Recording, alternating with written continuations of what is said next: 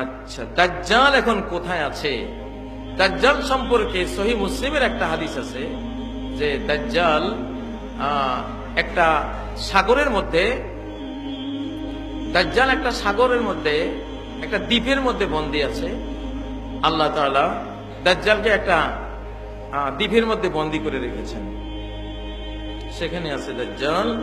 এটা তামিমে দারি রাদিয়াল্লাহু তাআলা আনহু, তিনি একদিন সামুদ্রিক ঝড়ে পড়ে তিনি কোথায় কোন দ্বীপে, অজানা দ্বীপে চলে গিয়েছিলেন।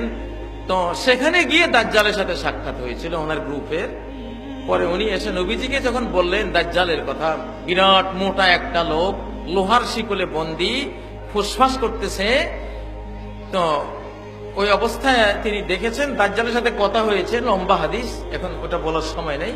তবে দাজ্জাল আছে কোন এক দ্বীপে বন্দী। সহিহ মুসলিমের একটা লম্বা সহিহ হাদিসের মধ্যে এই তথ্য দেয়া আছে। সময় মতো দাজ্জাল বেরিয়ে আসবে।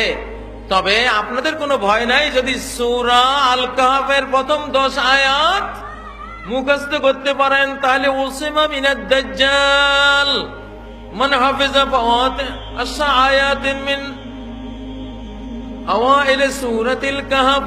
সূরাতুল কাহফের প্রথম 10 আয়াত যে মুখস্থ করবে, আল্লাহ তাআলা তাকে দাজ্জাল থেকে হেফাজত করবে। দাজ্জাল সূর্য আটকে রাখবে 1 বছর, 1 বছর সূর্য আটক করে রাখবে। 10টা 11টার মধ্যে বেজে থাকবে, সূর্য ডুববেও না আর উঠবেও না, একখানে থাকবে।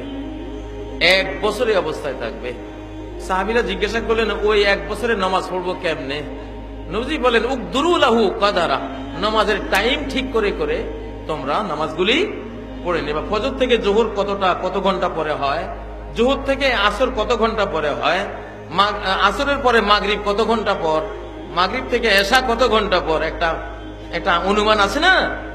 ওই অনুমান করে করে নামাজগুলি সব পড়ে নিবা।